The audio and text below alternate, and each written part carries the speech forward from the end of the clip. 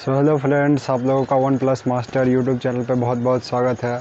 आज हम लोग केमिस्ट्री में कार्बन और उसके यौगिक के बारे में थोड़ी सी चर्चा करेंगे। और इससे भी पहले थोड़ा सा हम लोग कार्बन के बारे में बात कर देंगे कि कार्बन क्या होता है, नहीं होता है। और ये जो है organic chemistry, ORGANIC organic chemistry जिसमें लगभग कि 70 से 80%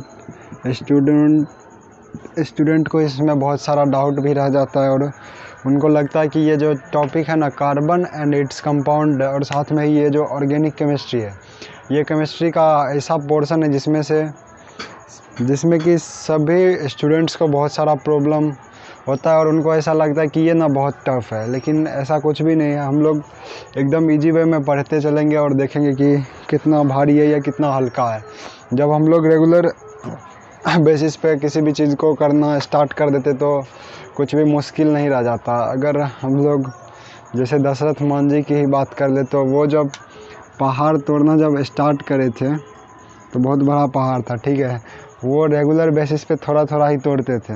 तो सेम हम लोग भी ऐसा ही करेंगे ऑर्गेनिक केमिस्ट्री के मामले में। थोड़ा थोड़ा पढ़ेंगे लेकिन रेगुलर पढ़ेंगे, ठीक है। तो बात कर लेते सबसे पहले कार्बन एंड इट्स कंपाउंड में। तो सबसे पहला चीज़ है यहाँ पे कार्बन है। कार्बन ये देख लेते हैं कार्बन क्या होता है, CARBON कार्बन। जब हम लोग बात कर लेते हैं कार्बन की, तो कार्बन जो होता है ना, पीरियोडिक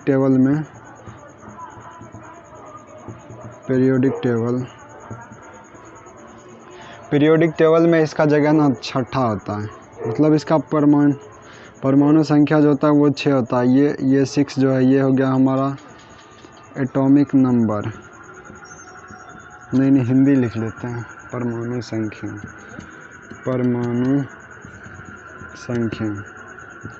और दूसरी ये बात कर ले तो ये हो जाता है हमारा परमाणु द्रव्यमान।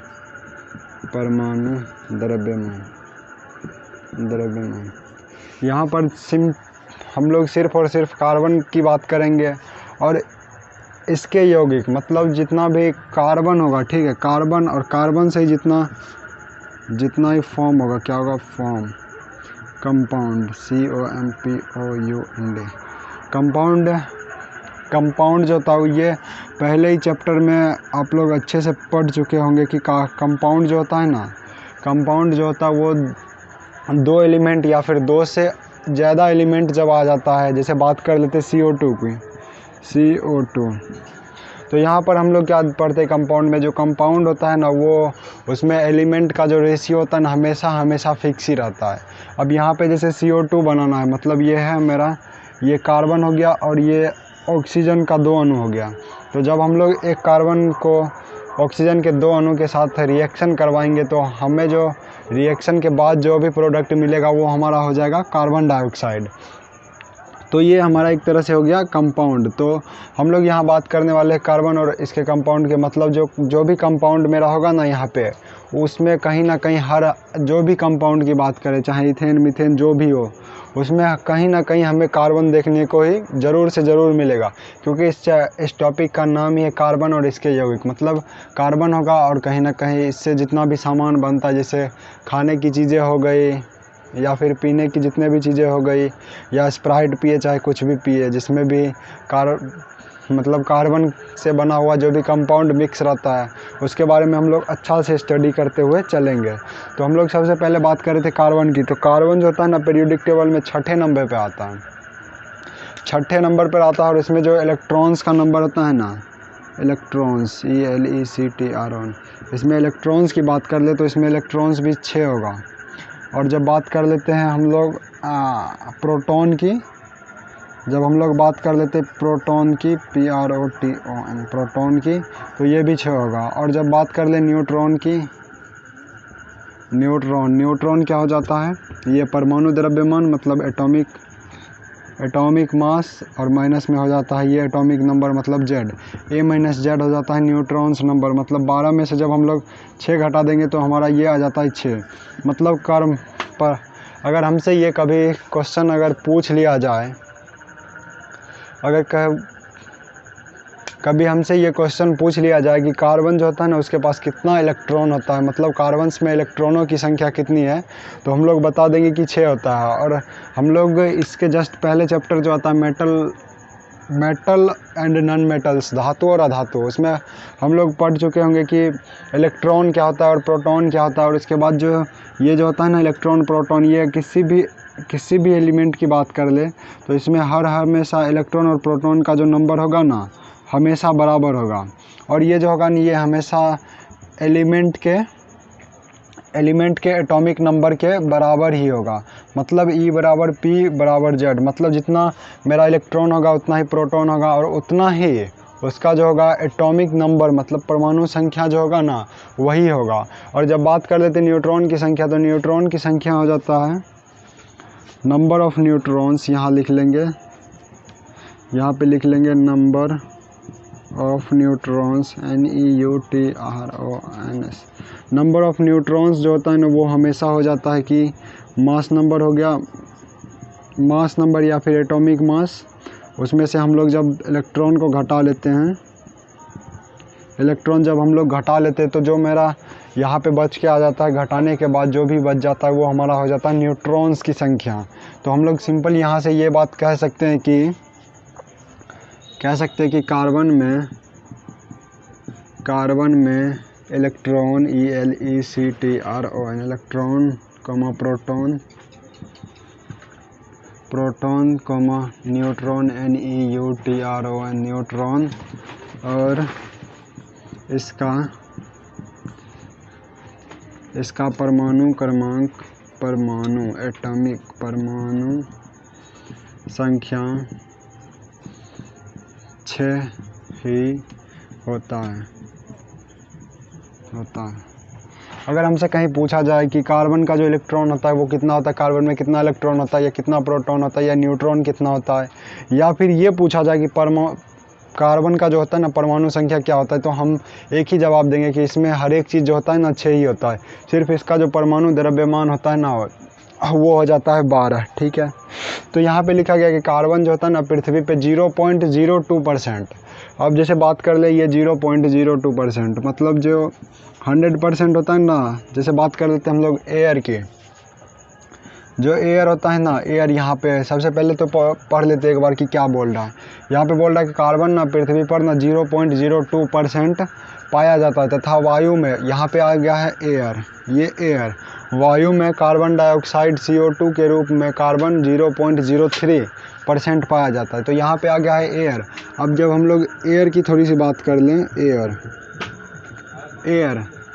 एयर हम लोग फर्स्ट चैप्टर में ही पढ़ लेते कि ये मैटर है या फिर क्या है। तो हम लोग जब भी एयर को किसी बबल के अंदर डाल देते या बलून के अंदर डाल देते तो वो क्या करता है, वो उतना बलून को क्या कर देता है, बाहर की ओर फैला देता है, मतलब वो बैलून जो होता है ना फूल जाता है। ठीक है, जिससे हम लोग अक्सर खेलते थे बचपन में। ठीक है, तो वो जो होता है ना एयर डालने के बाद उस बैलून का जो शेप होता है ना वो बड़ा हो जाता है। तो यहाँ पे हम लोग पहले ही फर्स्ट चैप्टर में ही इस बात को अच्छे से समझ चुके हैं कि जो हमारा होता है ना वो मैटर जो होता है वो जगह छेकता है और उसका कुछ ना कुछ शेप होता है। तो हम यहाँ से इजीली इस बात को डिफ़ाइन कर सकते हैं कि जो हमारा एयर होता है ना, एयर वो भी मैटर है। इसमें कन्फ्यूजन आ जाता है कि जैसे बात करते एयर की, वायु, तो वायु की जब हम लोग बात करते हैं तो वायु तो हम लोग वैसे जनरली नहीं देख पाते हैं। ठीक है, लेकिन जब हम वायु को किसी चीज़ के अंदर भर दें, अब जैसे LPG हो गया, ये भी एक तरह का गैस ही है, मतलब एयर भी एक तरह का गैस ही है, मिक्सचर ऑफ गैस है। मतलब एयर में ना बहुत सारा गैस मिला रहता है, जैसे कार्बन डाइऑक्साइड हो गया, नाइट्रोजन हो गया, ऑक्सीजन हो गया, और भी बहुत चीज़ हो गया। हाइड्रोजन नहीं होगा क्योंकि हाइड्रोजन बहुत कम ही है, लगभग अर्थ पे बहुत कम है, हाइड्रोजन नहीं के बराबर है। तो यहाँ पे एयर में ना बहुत सारा मिक्सचर ऑफ गैसेज रहता है। तो जब हम लोग एयर को किसी बबल में डाल देते या फिर किसी भी पॉट मतलब बर्तन में डाल देते तो वो उसका जो शेप होता है चेंज हो जाता है। और बलून को जब हम लोग फैलाते तो वो बलून क्या करता है, कुछ ना कुछ स्पेस घेर लेता है। ठीक है, तो और मैटर्स का जो डेफिनेशन होता है उसमें भी ये बताया गया है कि जितना भी पदार्थ होता है वो कुछ ना कुछ जगह छेकता है। मतलब इसके अकॉर्डिंग मैटर के डेफिनेशन के अकॉर्डिंग हम लोग कह सकते हैं कि ये एयर जो है ना ये एक तरह से क्या है, मैटर है। ये क्या है, मैटर है, MATTER। तो हम लोग एक और स्टार एक्स्ट्रा से लिख सकते हैं, एक्स्ट्रा से यहाँ से लिख सकते हैं क्या, वायु गैसों का, थोड़ा सा मिटा लेंगे,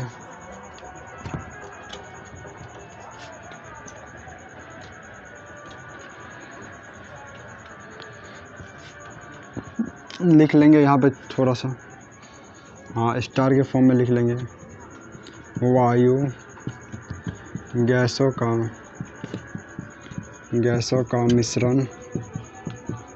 मिश्रण होता है और जब हम इसे किसी बलून बलून में भरते हैं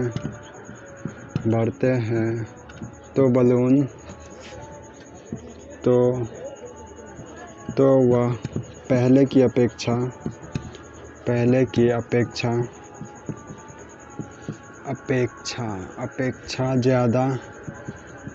ज़्यादा जगह घेरता है। अतः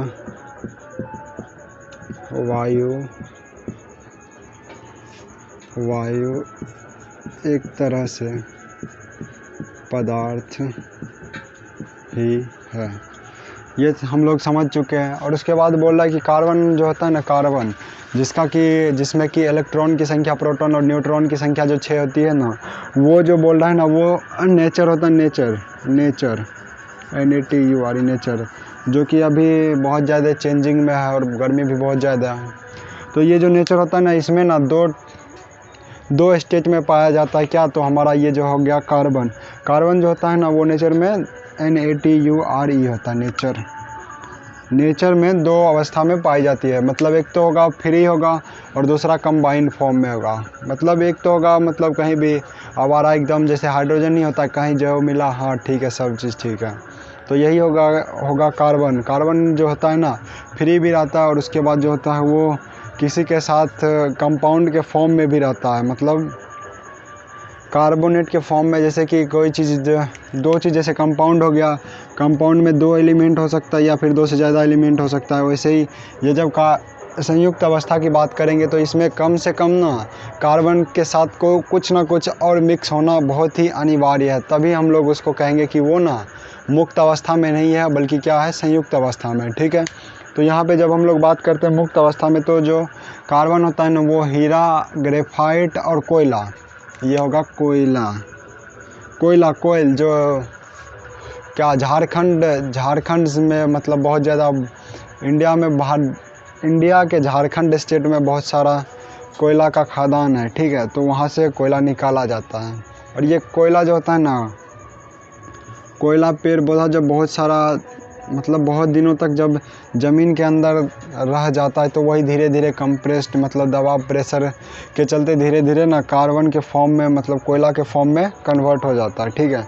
तो जब इतना हम लोग अच्छे तरह से समझ चुके हैं कि कार्बन जो होता है ना, वो कार्बन जो होता है पृथ्वी पर कितना पाया जाता है, तो हम लोग सिंपल इसका आंसर क्या कर देंगे, 0.02%। और जब पूछा जाए कि जो एयर होता है ना, एयर, हवा में कार्बन जो होता है ना, किसके फॉर्म में मिलता है, तो कार्बन जो होता है ना हवा में, सिंपली ये जो होता है ना कार्बन, सिर्फ कार्बन के फॉर्म में ये एयर में हमको नहीं मिलेगा। ये मिलेगा तो कार्बन डाइऑक्साइड के फॉर्म में मिलेगा। मतलब यहाँ पे एक कार्बन और कार्बन के साथ 2 अणु जब ऑक्सीजन का मिल जाएगा, तो वो हम लोगों को जो नया कंपाउंड बन के तैयार होगा, उसका नाम हम लोग क्या रखते हैं, तो कार्बन डाइऑक्साइड, जो कि यहाँ पे लिखा गया है CO2। तो इसके फॉर्म में जो यहाँ पे ये कार्बन है ना, ये कितना परसेंट होगा, तो 0.03% इन एयर होगा। मतलब हवा के रूप में जो होता है ना कार्बन, वो इतना परसेंट मिलता है और पृथ्वी पर मात्र 0.02%। जैसे कि एल्युमिनियम की अगर बात करें तो ये ऑलमोस्ट 78% के आसपास मिलता है हमारे अर्थ पे। लेकिन जब हम लोग कंपैरिजन करने की बात करें, इसका जब हम लोग कार्बन के साथ कंपेयरिंग करेंगे, तो ये कहाँ हो गया 78, ये मतलब क्या हो गया 0.02%। मतलब ये तो 1 भी परसेंट नहीं है। और एल्युमिनियम की बात कर ले तो ये 78% हो गया हमारे अर्थ पे। तो हम लोग कह सकते हैं कि कार्बन जो था ना, बहुत कम मात्रा में हमारे अर्थ पे मौजूद है। तो हम लोग जैसे कि ये हो गया, अब इसको हम लोग साफ कर देंगे, इतना समझ ले चुके हैं हम लोग। कार्बन के बारे में अच्छे से समझ में आ गया होगा आई थिंक, मेरे समझ से। समझ को समझने के लिए भी समझ की ज़रूरत होती है। वाह। अब अगले स्टार की बात कर लें तो अगला स्टार क्या हो जाएगा हम लोगों का। हाँ, पहले के समय में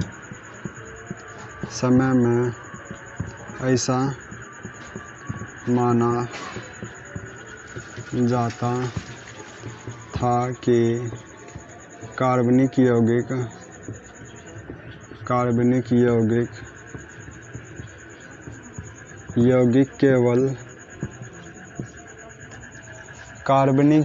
केवल जितना भी, मतलब क्या बोलते हैं उसको, जो लिविंग ऑर्गेनिज्म, क्या बोलते हैं उसको हिंदी में, सजीव। हाँ, केवल सजीवों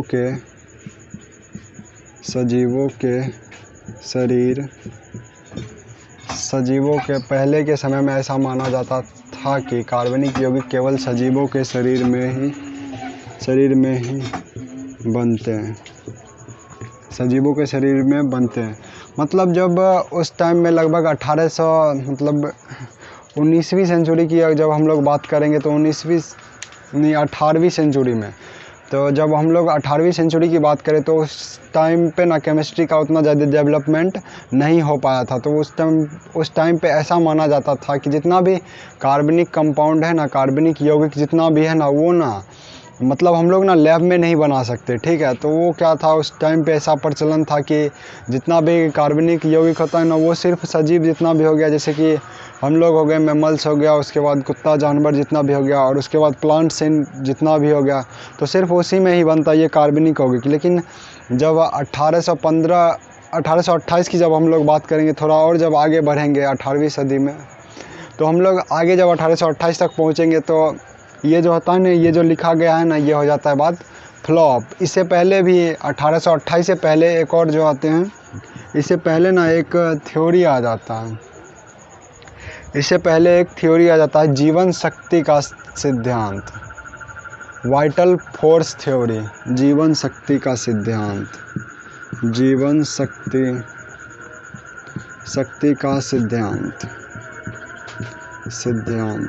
मतलब vital VITL, vital force theory, THEORY theory. जब हम लोग वाइटल फोर्स थ्योरी की बात करेंगे तो वाइटल फोर्स थ्योरी जो था ना, ये थ्योरी ना, वाइटल फोर्स थ्योरी, यह सिद्धांत 1815 में, ईयर थोड़ा सा इम्पोर्टेंट हो जाता है क्योंकि कभी कभी ना ऐसा क्वेश्चन कम्पिटिटिव एग्ज़ाम में देखा गया है कि वो तो हमसे ये नहीं पूछता है कि ये सिद्धांत किसने दिया था, बल्कि ये पूछ लिया जाता है उन लोगों से कि जीवन शक्ति का सिद्धांत था ना, वो 18वीं सदी में तो दिया गया था, लेकिन कब दिया गया था, तो वो ईयर हमसे पूछ लेगा। तो हम लोग ध्यान में रखेंगे कि ये जो होता है ना, ये जीवन शक्ति का सिद्धांत, वाइटल फोर्स थ्योरी, यह सिद्धांत ना 1815 में यह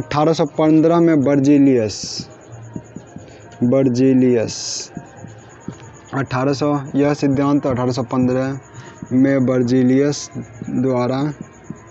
द्वारा दिया गया था। 1815 में ही दिया गया था। तो अब देख लेते हैं ये क्या बोलते हैं बर्जीलियस साहब। इनके अनुसार, अकॉर्डिंग टू बर्जीलियस साहब, अब ये क्या बोलते हैं कि बर्जीलियस साहब क्या बोलते हैं, ये बोलते हैं कि जो ये होता है सजीव प्राणी में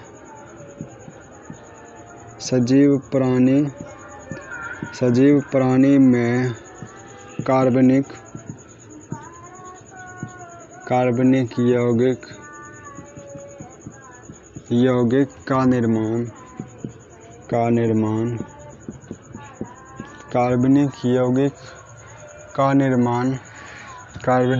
का निर्माण अदृश्य शक्तियों अदृश्य शक्तियों, इसको हम लोग बोल सकते हैं vital powers, vital POWER, vital power, नहीं पावर नहीं होगा, ये हो जाएगा vital force, FORC, vital force, vital force द्वारा ही होता है। इसका प्रयोगशाला प्रयोगशाला में निर्माण करना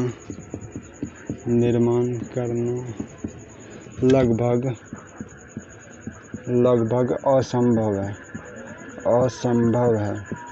अब ये भाई साहब आ गए कौन, बर्जीलियस साहब, और 1815 में इन्होंने क्या स्टेटमेंट रखा अपना कि जो ये भी जितना भी होता है ना कार्बनिक कंपाउंड, कार्बनिक यौगिक जितना भी होता है ना, ये जो होता है ना एक तरह से दिव्य शक्ति, जैसे हम लोग सुनते हैं ना, जैसे मूवी में जो हम लोग पुराने ज़माने की बात करें तो उसमें देवी देवता को दिखाया जाता है, और उनमें ये भी दिखाया जाता है कि कुछ ना कुछ जो होता है ना वो दिव्य होता है, मतलब कि जो जिस पे हम लोग ना भरोसा ना कर सके। तो ये जो बर्जीलियस साहब आए थे ना 1815 में, तो ये क्या बोलते कि जितना भी यहाँ पे हो गया ना, क्या बोलते हैं, हाँ कार्बनिक कंपाउंड जितना भी हो गया, ये जो होता है ना सिर्फ़ और सिर्फ जो होता है, ये जो होता है ना सिर्फ़ और सिर्फ सजीव प्राणी जितना भी हो गया ना उसी के अंदर बनता है। और ये यहाँ तक ही नहीं रुके, बल्कि ये भी बोलते कि ये जितना भी प्रोडक्ट बनता है ना, ठीक है, ये सिर्फ़ और सिर्फ दिव्य शक्ति, अदृश्य शक्ति, यहाँ पे वाइटल फोर्स ये जो यूज हुआ है, मतलब कि इसे दैविक शक्ति या फिर इनविजिबल पावर्स हो गया है, मतलब जिसको हम लोग नहीं देख सकते हैं, तो उससे होता है, ठीक है। तो यहाँ पे ये जो इनका जो स्टेटमेंट था कि इनका प्रयोगशाला में निर्माण करना लगभग असंभव है, मतलब ऐसा लगता था उनको कि जो ये भी जितना भी हो गया ना कार्बनिक कंपाउंड, वो ना लैब में बनाना बहुत ही मुश्किल है। लेकिन इन्हीं के जो एक स्टूडेंट होते हैं ना, जो मतलब गुरु से सीख कर ही गुरु का ही सिद्धांत उन्होंने गलत कर दिया था, ठीक है। तो अब हम लोग यहाँ से थोड़ा सा आगे बढ़ेंगे, लगभग 13-14 साल आगे जाएंगे। अब हम लोग टाइम ट्रेवल कर रहे हैं, अपना लोग टाइम ट्रेवल 18वीं सदी में घूम फिर रहे हैं। तो पहले 1815 याद रखेंगे पहला, और दूसरा अब याद रखेंगे 1828। तो अब यहाँ पे अगले स्टार की बात कर ले, तो 1828 ईस्वी में 1828 ईस्वी में वोहलर WOHLER वोहलर ने, ऐसा हिंदी क्या होगा, वोहलर ने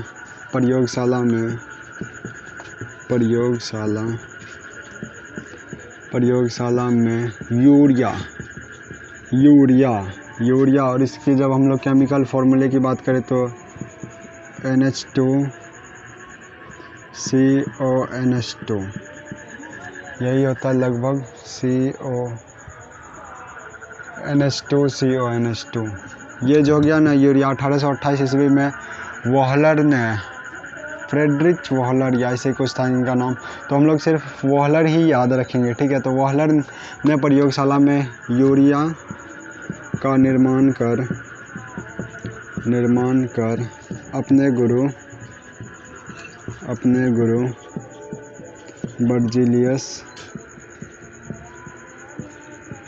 बर्जीलियस के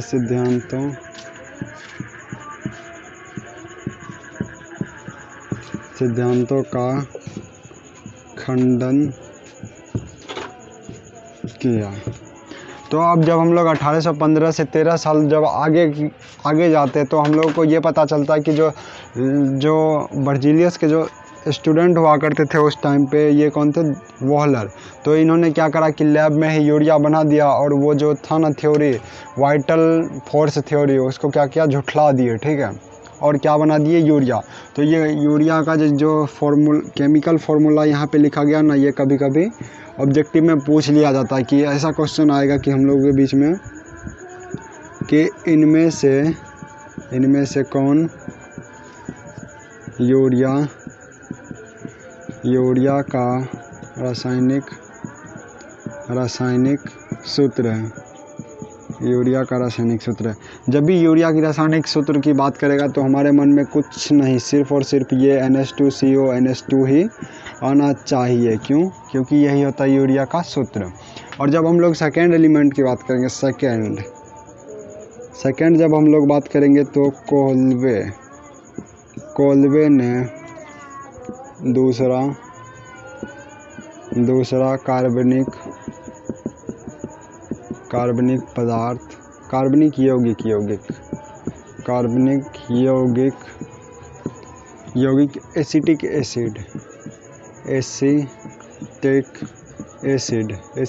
एसिड मतलब इसी को, ये जो वाइनेगर होता है ना, वाइनेगर सिरका में जो होता है ना वो एसिटिक एसिड ही पाया जाता है। तो ये क्या किए थे, CH3COOH, ये होता है एसिटिक एसिड। तो कोल्बे ने दूसरा कार्बनिक यौगिक एसिटिक एसिड बनाया।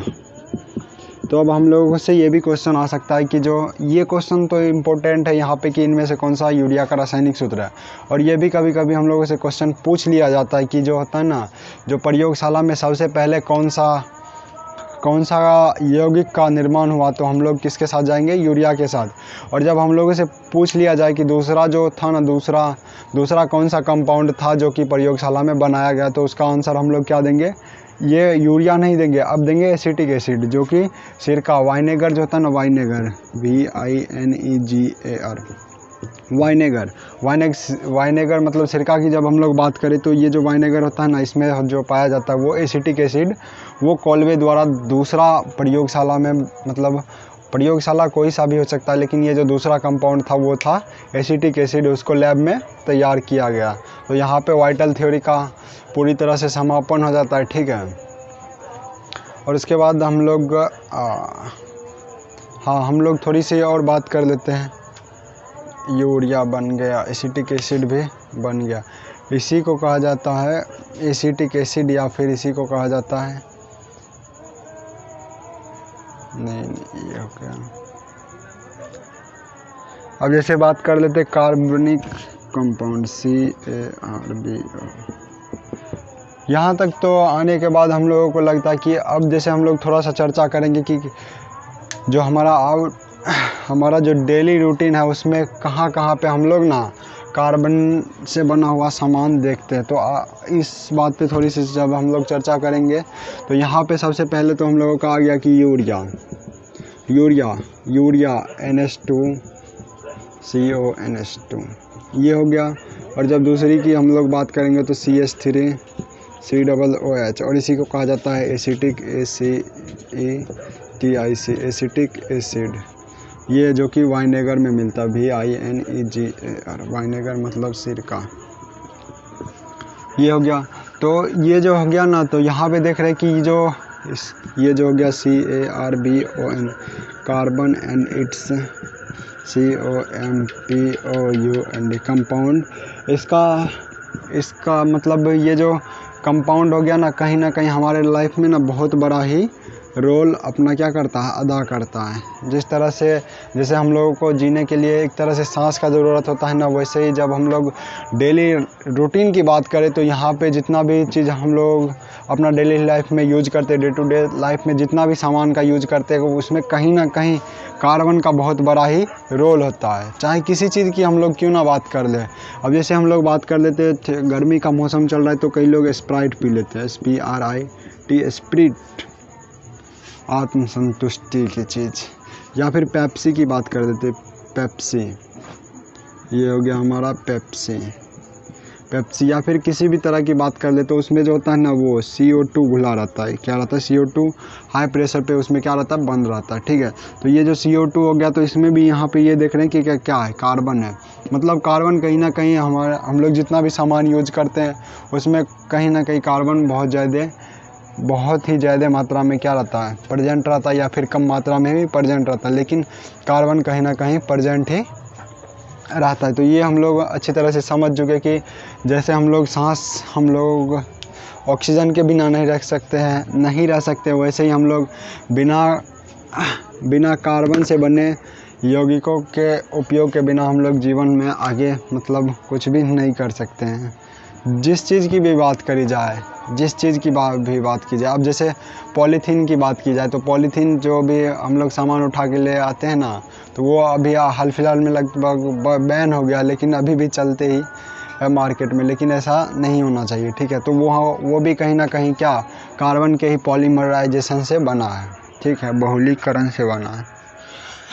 अब आगे बात कर लेते थोड़ा सा, अब बात कर लेते हैं ऑर्गेनिक केमिस्ट्री की, ORGANICCHEMISTRY।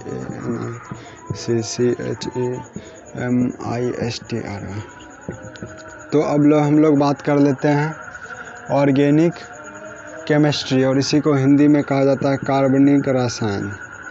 कार्बनिक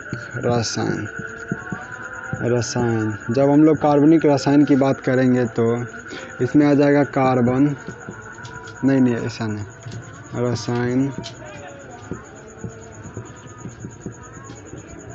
शास्त्र, या सीधी बात कर ले तो CHEMISTRY केमिस्ट्री के इस ब्रांच BRANCH ब्रांच बोल दे या फिर शाखा बोल दे, तो रसायन शास्त्र के इस ब्रांच शाखा में हम लोग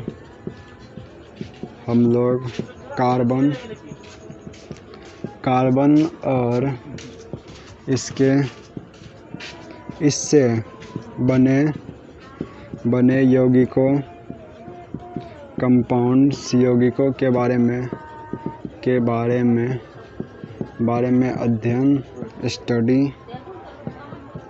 अध्ययन करते हैं।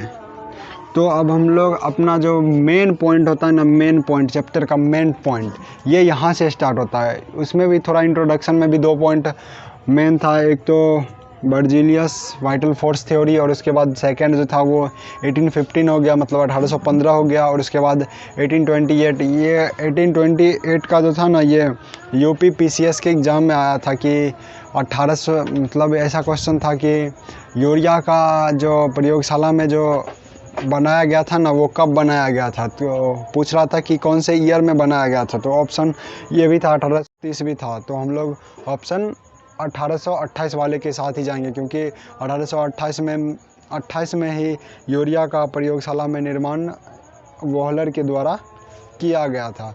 तो यहाँ पे हम लोग आ चुके हैं चैप्टर के मेन पॉइंट, मतलब जहाँ से चैप्टर स्टार्ट होता है और जो कि क्या हो गया केमिस्ट्री का हार्ट माना जाता है, वहाँ से हम लोग अब नेक्स्ट लेक्चर में आगे स्टडी करेंगे, ठीक है। तो यहीं तक रहेगा, थैंक यू।